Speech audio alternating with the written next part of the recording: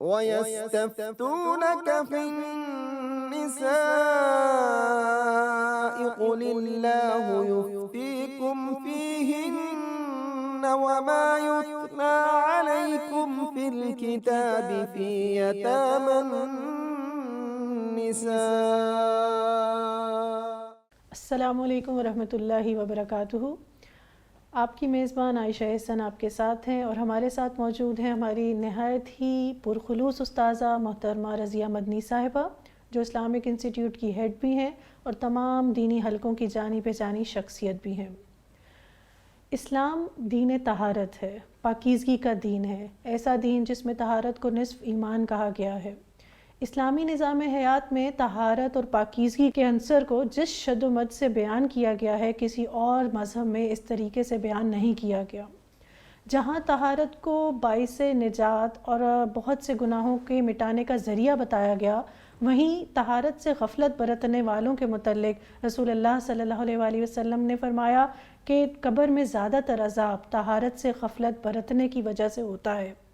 اسی سلسلے میں ہم نے آج اس موضوع کا انتخاب کیا ہے اور جو طہارت سے متعلق مسائل ہیں اس بارے میں گفتگو کریں گے۔ آپا، سب سے پہلے میں چاہوں گی کہ طہارت ہی کی فضیلت کے متعلق آپ ہمارے سامنے کچھ وضاحت فرما دیں۔ طہارت، جیسا کہ آپ نے ابھی بتایا، طہارت آدھا ایمان، ٹھیک ہے۔ اللہ کے حضور جب ہم نے حاضر ہونا ہے تو اللہ تعالیٰ ہمیں پابند کرتے ہیں کہ ہم اپنے جسم کے جتنے وہ حصے ہیں جن پر مٹی پڑتی ہے، جن پر گرد و غبار پڑتا ہے، وہ سارے ہم دھو کے اللہ کے حضور حاضر ہوں۔ اور یہ تو ہے صرف ایک ظاہری صفائی، اس سے پہلے باطنی صفائی چاہیے۔ باطنی صفائی سے کیا مراد ہے؟ ہمارا عقیدہ درست ہونا چاہیے۔ عقیدہ توحید سے جب انسان غافل ہوتا ہے اور شرک اختیار کرتا ہے، یہ سب سے بڑی ناپاکی ہے، ٹھیک ہے۔ تو عقیدے کی طہارت، اس کے بعد ہمارے جو ہمیں جسمانی طور پر بھی پاک ہونا چاہیے، جنابت نہیں ہونی چاہیے، اپنی عورت کو حیض نہیں آیا ہو۔ اگر ایسی صورت ہے تو پھر جب تک ان سے غسل نہ کر لیا جائے تب تک انسان نماز نہیں پڑھ سکتا۔ تو طہارت کے کئی درجے ہیں۔ ایک درجہ ہے بالکل ظاہری صفائی کا جو وضو سے حاصل ہوتی ہے، ایک درجہ ہے اپنے جسمانی صفائی کا جو کہ جب غسل کی حاجت ہو تو غسل جب تک نہ کریں وہ ہمیں طہارت نہیں ملتی۔ پھر ہمارے جب تک کپڑے پاک نہ ہوں تب تک ہم نماز نہیں پڑھ سکتے، ہمارے کپڑے بھی پاک ہونے چاہیے۔ اس کے لیے ہمیں استنجے کے احکامات ہمیں سکھائے گئے، ہمیں استنجا صحیح طرح سے کرنا چاہیے۔ اس کے بعد ہماری جو عقیدے کی صفائی ہے، تو طہارت کا ایک درجہ نہیں ہے، طہارت کے بے شمار درجے ہیں جو عقیدے سے شروع ہوتے ہیں اور اندر سے باہر کی طرف آتے ہیں۔ یعنی ایک ہے روحانی طہارت اور ایک ہے جسمانی طہارت، اور ایک ہے ظاہری طہارت، ہمارے کپڑوں کی طہارت، ہمارے جسم کی طہارت، بہت کچھ اس میں شامل ہے۔ آپا مجھے بتائیے گا کہ خواتین کی جسمانی صفائی کے متعلق شریعت کیا کہتی ہے، اور کتنے عرصے تک اس صفائی کو مؤخر کیا جا سکتا ہے، اور کیا کسی عذر کی وجہ سے، یعنی شرعی عذر ہو کسی کا، تو کیا وہ اس صفائی میں کسی دوسری عورت سے مدد لے سکتی ہے؟ اصل بات یہ ہے کہ کچھ چیزیں فطرت کا حصہ ہیں، اور ان چیزوں میں جو عورت کے لیے معاملات ہیں، ناخن کاٹنا، اپنے بغل کے بال لینا اور زیر ناف بال صاف کرنا، یہ طہارت کا حصہ ہے، ٹھیک ہے۔ بغل کے بال یا زیر ناف بال یا ناخن کاٹنا، ان کو ویسے تو بہتر ہے جتنی جلدی آپ ان کو صاف کر لیں تو اچھا ہے۔ بعض لوگوں کی عادت ہوتی ہے وہ ہر ہفتے اپنے ناخن کاٹتے ہیں، ہاں، یا ہر غسل کے ساتھ صفائی کر لیتے ہیں، لیکن جو آخری حد شریعت نے مقرر کی ہے 40 دن تک، اس کا تعلق ناخن کاٹنے سے بھی ہے۔ اگلی بات، آپ کا اگلا سوال یہ تھا کہ آیا اس میں کسی اور عورت سے مدد لی جا سکتی ہے؟ اصل بات ہے آج کل اتنے طریقے ہیں اپنے بالوں کی صفائی کے کہ یہ کوئی مشکل مسئلہ نہیں ہے۔ بہت سی کریمیں ہیں جن کو صرف آپ لگا دیں تو لگانے کے ساتھ ہی آپ کے بال صاف ہو جاتے ہیں۔ کچھ لوگ اس کو ریزر کے ساتھ صاف کر لیتے ہیں، کچھ اور بھی طریقے ہیں۔ تو میرا خیال یہ ہے کہ عورتوں کو یہ کام خود ہی کرنا چاہیے۔ اس میں دوسری عورتوں کی جو مدد لینا یہ شرعاً جائز نہیں ہے، وہ اس لیے کہ میرے سامنے رسول اللہ صلی اللہ علیہ وسلم کی حدیث ہے کہ عورت عورت کے سطر کو نہ دیکھے اور مرد مرد کے سطر کو نہ دیکھے، اس سے یہ سختی سے منع کیا گیا ہے۔ ہمارے ہاں آج کل جب سے بیوٹی پارلر کھلے ہیں یہ عام رواج ہو گیا ہے کہ عورتیں سارے جسم کی ویکسنگ کراتی بالکل آپ ہیں، ایسے اور ویکسنگ کرانے کے ساتھ وہ اپنے بالوں کی صفائی کراتی ہیں، اور انہی کے ساتھ ہی وہ انڈر لیگ اور انڈر آرم کی صفائی بھی کرا رہی ہوتی ہیں بغیر کسی عذر کے۔ چونکہ انہیں ایک فیسیلیٹی مل گئی ہے تو وہ اس حکم کا خیال ہی نہیں کرتی کہ ایک عورت عورت کے سطر کو نہ دیکھے۔ اور آپا ایسا لگتا ہے یہ حیا کے بھی منافی یہ حیا کے منافی ہے، یہ حیا کے منافی ہے۔ میں نے بتایا اللہ کے رسول نے سختی سے منع کیا ہے کہ ایک عورت دوسری عورت کے سطر کو نہ دیکھے، ٹھیک ہے؟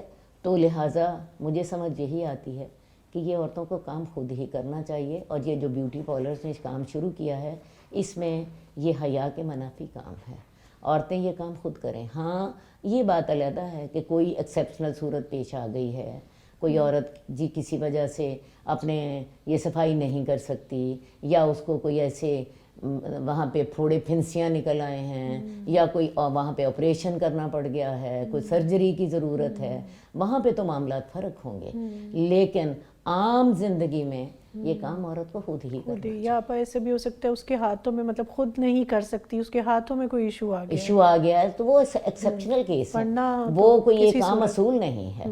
لیکن ہمارے یہ بیوٹی پارلرز نے تو ایک عام اصول بنا دیا، ٹرینڈ ہی بن گیا، ایک ٹرینڈ بن گیا ہے کہ ہر کوئی انڈر آرم اور انڈر لیگ بیوٹی پارلر سے کرا رہا ہے، تو یہ چیز یعنی شرعاً درست نہیں، بالکل بھی جائز نہیں ہے۔ نہیں جائز۔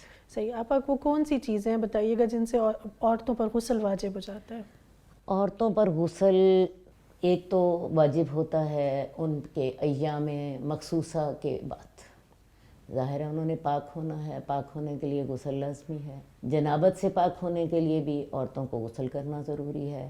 تیسری بات، عورتوں کو اگر احتلام ہو جائے تو تب بھی عورتوں کو غسل کرنا ضروری ہے۔ ایام مخصوصہ کا تو سب کو پتہ ہے، ہم اپنی بچیوں کو ٹریننگ بھی دے دیتے ہیں، ہماری بچیاں جب پہلی دفعہ انہیں ماہواری آتی ہے تو مائیں انہیں سکھا دیتی ہیں، ٹھیک ہے۔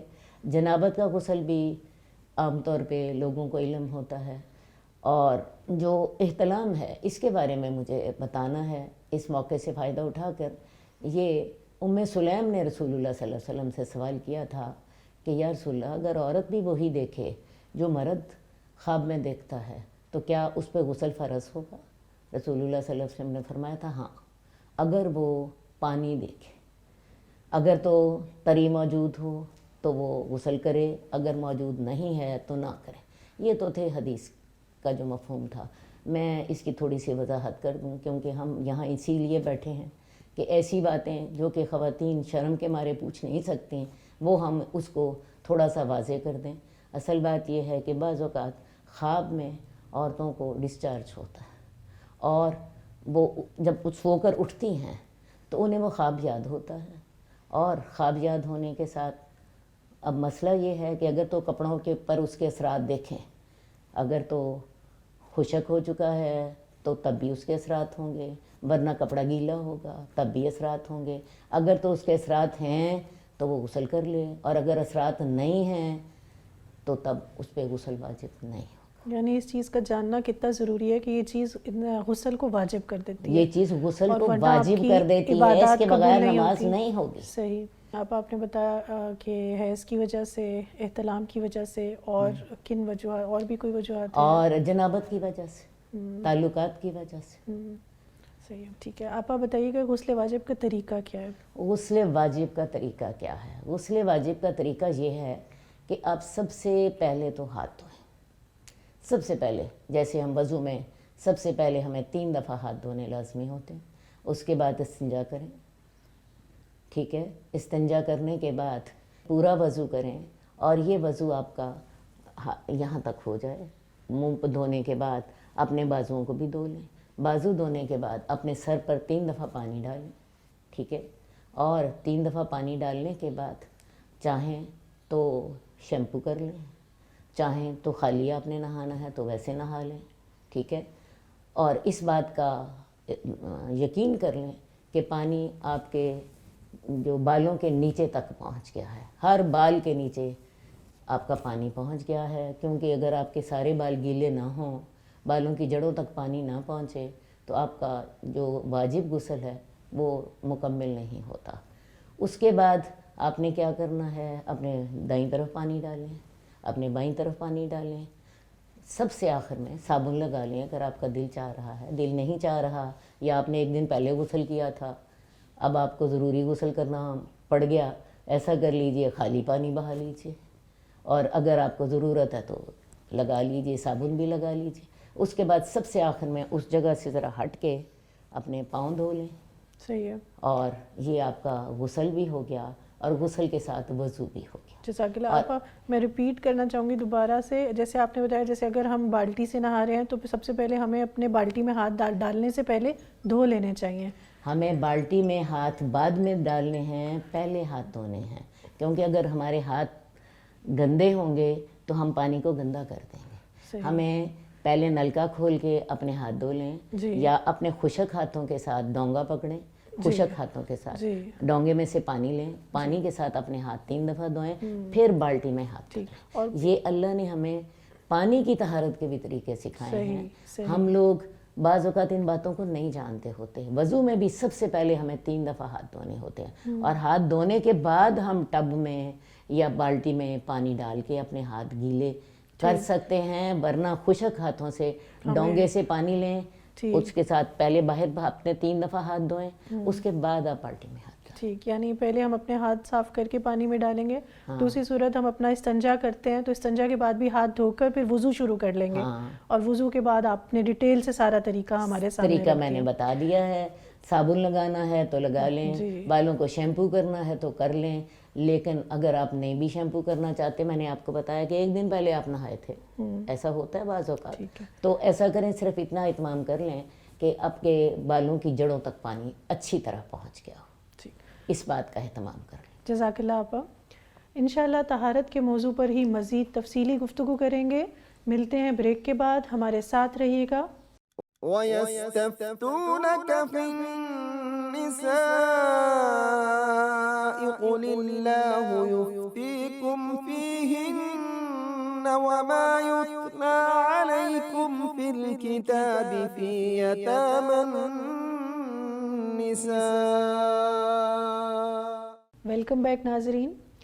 جس طرح نفس کی پاکیزگی ایک بہت بڑی نعمت ہے، بالکل اسی طرح جسمانی پاکیزگی بھی بہت بڑی نعمت ہے۔ طہارت پر ہی مزید گفتگو کریں گے آپا رضیہ سے۔ آپا رضیہ بتائیے گا کہ عورتوں کے لیے، جیسے آپ ابھی غسل واجب کا طریقہ بیان کر رہی تھیں، یہ بھی بتائیے گا کہ عورتوں کے لیے کیا غسل جنابت میں ہر دفعہ اپنے سر کے بال کھولنے لازمی ہیں، یا کسی بھی غسل واجب میں؟ اصل میں غسل کے ہمیں 2 موقعوں پہ خاص طور پر غسل کی ضرورت پڑتی ہے، ایک ایام مخصوصہ کے بعد اور ایک جنابت کے بعد۔ جنابت کے غسل میں اور ایام مخصوصہ کے غسل میں تھوڑا سا فرق ہے۔ فرق اس معنی میں ہے کہ جو جنابت کا غسل ہے، اس میں صرف آپ کو پانی بہانا ہے اپنے جسم پر، بلکہ حضرت ام سلمہ کی حدیث ہمیں ملتی ہے۔ ام سلمہ نے رسول اللہ صلی اللہ علیہ وسلم سے یہ کہا تھا، حضرت ام سلمہ نے رسول اللہ صلی اللہ علیہ وسلم سے یہ کہا تھا کہ یا رسول اللہ، میں اپنے بالوں کی مینڈیاں کر لیتی ہوں، کیا میں اپنے بالوں کی مینڈیاں بھی کھولا کروں؟ تو رسول اللہ صلی اللہ علیہ وسلم نے فرمایا تھا، نہیں، تمہیں صرف اتنا کافی ہے کہ سر کے اوپر پانی بہا لو، ٹھیک ہے؟ تو لہٰذا اگر آپ نے اپنے بال باندھے ہوئے ہیں تو جنابت کے غسل میں آپ پہ صرف اتنا لازمی ہوگا کہ آپ پانی بہا لیں، اور پانی 3 دفعہ جب آپ نے سر پہ پانی ڈال لیا تو اپنی انگلیوں سے، اپنے ہاتھوں سے یوں چیک کر کے دیکھ لیں کہ آپ کی تمام بالوں کی جڑوں تک پانی پہنچ گیا۔ آپ کی تسلی ہو جائے کہ بالوں کی جڑیں گیلی ہو گئیں، تو آپ کی چٹیاں نہیں بھی گیلی ہوئی تو خیر، تو آپ کا غسل ہو جاتا ہے، غسل ہو جائے گا، صحیح، ٹھیک ہے نا؟ اور یہ رخصت جنابت کے اور غسل میں یہ رخصت جنابت کے غسل میں ہے، آپ صرف پانی بہا لیں اپنے اوپر، ٹھیک ہے؟ اور جو حیض کا غسل ہے، اس میں آپ کو اپنے بال کھولنے ہیں اور مل مل کے نہانا ہے۔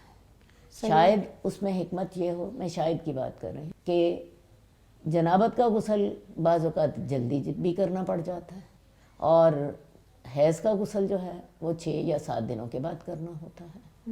تو حیض کے غسل میں اپنے بال کھولیں اور اپنے بال کھول کے بالوں کو اچھی طرح دھوئیں۔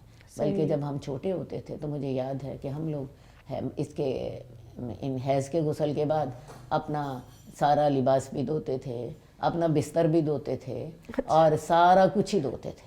لیکن جب بڑے ہوئے تو ہم نے خود احادیث کو پڑھا اور سیکھا اور سمجھا، تو یہ سمجھ آئی کہ ہمیں صرف اتنی جگہ کو دھونا ہے جتنی جگہ پہ سٹین لگا ہے۔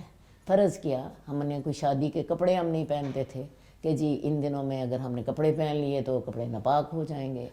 کپڑے ناپاک نہیں ہوتے۔ اسی طرح کئی لوگ کنگھیاں بھی دھوتے ہیں، کنگھیاں بھی دھوتے ہیں، تو کپڑے ناپاک نہیں ہوتے۔ حائضہ کا پسینہ ناپاک نہیں ہوتا۔ اللہ کے رسول صلی اللہ علیہ وآلہ وسلم اعتکاف کی حالت میں ہوتے، اور حضرت عائشہ ان کا سر دھو دیتی۔ اصل میں آپ کا گھر چونکہ بالکل حضرت عائشہ کا حجرہ مسجد کے ساتھ تھا، اللہ کے رسول مسجد سے اپنا سر اندر کر دیتے، حضرت عائشہ حائضہ ہوتی، اور رسول اللہ صلی اللہ علیہ وسلم کا سر جو تھا اعتکاف کی حالت میں اسے دھو دیتی۔ تو بات یہ ہے کہ حائضہ کا نہ تو پسینہ ناپاک ہوتا ہے، تو نہ ہی اس کا جسم ناپاک ہوتا ہے کہ اس کے چھونے سے کہ اس کے چھونے سے اس کے کپڑے ناپاک ہو جائیں۔ شادی والے کپڑے اگر آپ نے پہنے ہوئے ہیں ان دنوں میں، اگر ان پہ سٹین نہیں لگا، اگر ان پہ کوئی داغ نہیں لگا، تو آپ انہی کپڑوں میں نماز پڑھ سکتے ہیں۔ ٹھیک ہے جی۔ تو لہٰذا جو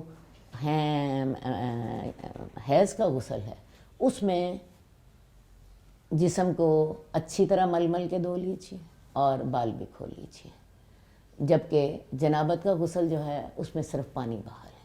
طریقہ وہی ہوگا جو میں نے آپ کو پہلے بتایا ہے کہ سب سے پہلے ہاتھ دھو کے تو پانی نکال لیں، وضو کر لیں۔ وضو میں استنجا بھی آئے گا، ظاہر ہے سب سے پہلے استنجا بھی کریں گے، یہاں تک وضو کر لیں، کوہنیاں دھو لیں۔ کوہنیاں دھونے کے بعد سر کے مسے کی جگہ پہ آپ نے سر پر ویسے 3 دفعہ پانی ڈال لیا، اور پھر اس کے بعد جسم کو دھو لیں۔ اس کے بعد سب سے آخر میں پاؤں دھونے آپ نے، اور شاید اس کی حکمت یہ ہے کہ جو چھینٹیں پڑی ہیں پاؤں کی، سب ساری تو پاؤں پہ پڑ رہی ہوتی ہیں، وہ سب سے آخر میں اس جگہ سے ہٹ کر جس جگہ پہ آپ نہا رہے ہیں آپ پاؤں دھو لیں۔ اور اس سے ایک اور بھی آپ کا مسئلہ حل ہوتا ہے جو خواتین میں عام طور پہ پھیلا ہوتا ہے کہ جی ننگے سر وضو نہیں ہوتا۔ میں سوچتی ہوں ننگے سر چھوڑ کے ننگے جسم سے وضو ہو جاتا ہے۔ یہ آپ کا وضو بھی ہے اور آپ کا غسل بھی ہے۔ اسی غسل کے بعد آپ کپڑے پہنیں اور اس کے ساتھ جا کے نماز پڑھیں۔ جزاک اللہ۔ اب ہم دیکھتے ہیں، اگر ہم سیرت دیکھیں صحابیات کی بھی، تو وہ شرعی مسائل پوچھنے میں حیا کو رکاوٹ نہیں بننے دیتی تھی۔ اسی لیے اگلا سوال بھی میرا اسی سے متعلق ہے کہ بعض اوقات عورتوں کی شرمگاہ سے رطوبت خارج ہو جاتی ہے، کیا اس سے ان کا وضو برقرار رہتا ہے یا ٹوٹ جاتا ہے؟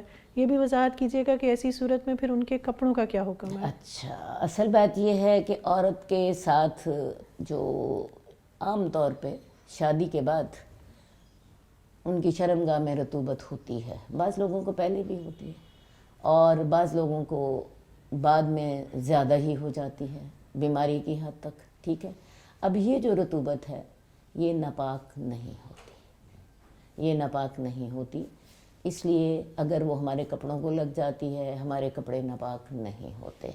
باقی آپ کو ویسے اچھا نہیں لگ رہا تو ضرور اپنے کپڑے دھو لیجئے۔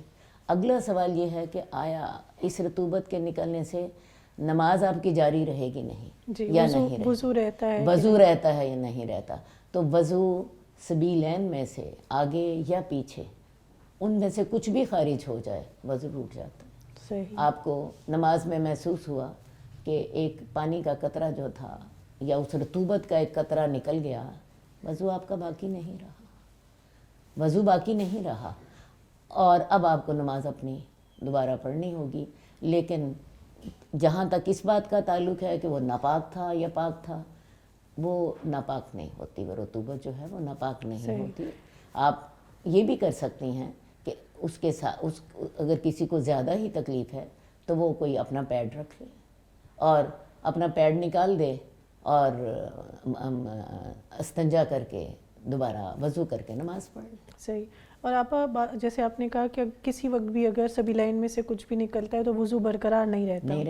دوسری بات یہ بعض اوقات کئی لوگوں کا یہ مسئلہ طبعی بڑھ جاتا ہے کہ ہر دفعہ مطلب بار بار نماز میں اگر یہی مسئلہ ہے تو ہر دفعہ وہ نماز توڑیں گی، پھر دوبارہ سے وضو کریں گی، پھر پڑھیں گی. کیا ایسی صورت میں شریعت کوئی گنجائش دیتی ہے؟ بالکل دیتی ہے، بالکل دیتی ہے. اگر کوئی چیز بیماری بن جائے تو بیماری میں اللہ تعالیٰ آپ کو آسانی دیتے ہیں. ہم وہ رطوبت کی بات تو بعد میں کریں گے، میں پیشاب کی بات کر لیتی ہوں. اب جب انسان کی عمر ذرا زیادہ ہو جاتی ہے تو مثانہ جو ہے اس کے جو گلینڈز ہوتے ہیں یہ عام طور پہ کمزور ہو جاتے ہیں، مردوں میں بھی عورتوں میں بھی. پیشاب رکتا نہیں ہے، بعض لوگوں کو پیشاب قطرہ قطرہ آتا ہے، یا جو ہی محسوس ہوا پیشاب آیا ہے باتھ روم تک جاتے جاتے راستے میں نکل جاتا ہے. جی بالکل. اور یہ ہم بہت سے لوگوں کے مسائل دیکھتے ہیں. یا بعض لوگوں کو جو ہے نماز کے اندر ہی وضو کر کے، حالانکہ پہلے انہوں نے استنجا کیا تھا، پیشاب کر کے آئے تھے، اب نماز کے اندر پھر ان کا ایک قطرہ نکل گیا. بعض لوگوں کا ایک اور مسئلہ ہوتا ہے، کھانسی آئی، کھانسی کے ساتھ ہی جو ہے پیشاب نکل گیا. تو جب ایک چیز بیماری کی حد تک پہنچ جائے تو پھر شریعت اس میں آپ کو اجازت دیتی ہے. اس میں آپ اپنی طاقت کو پھر دیکھ لیں. جیسے ہم نے روزے کے بارے میں آپ کو بتایا تھا، اپنی طاقت دیکھ لیں. جب تک آپ کے اندر ہمت ہے کہ میں جا کے وضو کر کے تو دوبارہ نماز پڑھ لوں گی، تب تک وضو کریں، دوبارہ نماز پڑھیں. اور جب آپ کی ہمت نہیں ہے، مثلا ہمت نہیں ہونے کا مطلب کیا ہے یہ میں آپ کو واضح سمجھا دوں. آپ سمجھ رہی ہیں کہ اگر میں نے جا کے وضو کیا، میں وضو تو کر لوں گی لیکن نماز پڑھنے کی میرے اندر ہمت نہیں ہوگی، میں اتنی زیادہ تھک جاؤں گی. یا بعض اوقات ایسا بھی ہوتا ہے آپ نے ابھی وضو کیا، وضو کر کے آپ نماز پڑھنے کھڑی ہوئی تھیں تو ایک قطرہ آ گیا، پھر گئیں، آپ نے جا کے وضو کیا، پھر آپ آئیں، اب آپ کے پاس نہ نماز پڑھنے کی ہمت. صحیح. تب اللہ تعالیٰ آپ کو اجازت دیتے ہیں. اور بعض لوگوں کو جیسے میں نے بتایا کہ ان کو بیماری ہوتی ہے، پیشاب کے قطرے نکلتے ہی رہتے ہیں، وہ اس کے ساتھ ہی نماز پڑھ لیں، کیونکہ اصل چیز نماز ہے، وضو اس کا ایک حصہ ہے. تو آپ اگر وضو کو آپ اہم بنا لیں گی تو نماز پیچھے رہ جائے گی.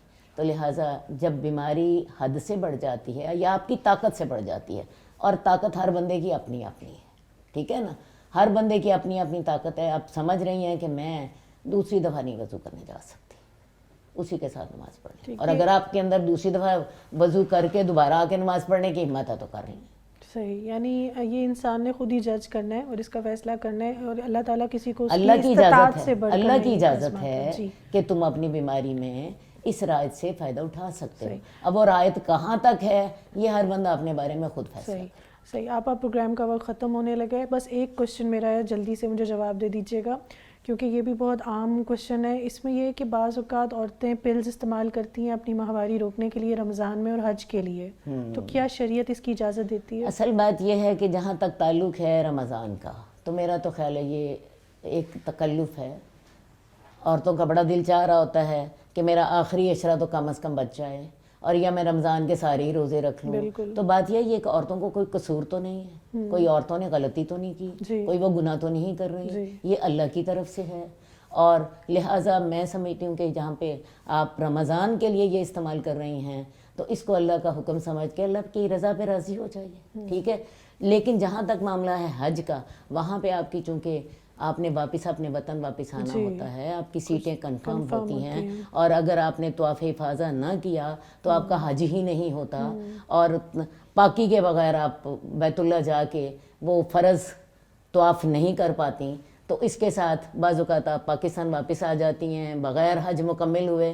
وہاں پہ چونکہ مجبوری ہے وہاں پہ یہ پلز استعمال کر لی جائیں، علماء نے اس کا فتویٰ دیا ہوا ہے، کیونکہ وہاں کی مجبوری جو ہے وہ ایک بڑی مخصوص مجبوری ہے، آپ کا سارا حج اس کے بغیر ختم ہو جاتا ہے. لیکن پاکستان میں رہ کے، یہاں رہ کے عشرے کی سعادت حاصل کرنا، آخری عشرے کی مجھے لیلۃ القدر مل جائے، بھئی اللہ کی رضا پہ راضی اپنے آپ کو کر لیں، یہ آپ کا گناہ نہیں ہے، بالکل یہ اللہ کی طرف سے. جزاک اللہ آپا، آپ کا بہت شکریہ. بہت سے مسائل ایسے تھے جو واقعی توجہ طلب تھے. اللہ تعالیٰ ہمیں توفیق دے کہ صحیح معنوں میں ہم اپنے ایمان کو تازہ کر سکیں، اپنے نفس کو پاک کریں، اپنے جسمانی طور پر بھی روحانی طور پر بھی اپنے آپ کو پاکیزہ بنائیں، تاکہ جب ہم اللہ کے حضور حاضر ہوں تو بھی ہم ایک پاکیزہ نفس ہوں، نفس مطمئنہ ہوں. السلام علیکم ورحمۃ اللہ وبرکاتہ. وَيَسْتَفْتُونَكَ فِي النِّسَاءِ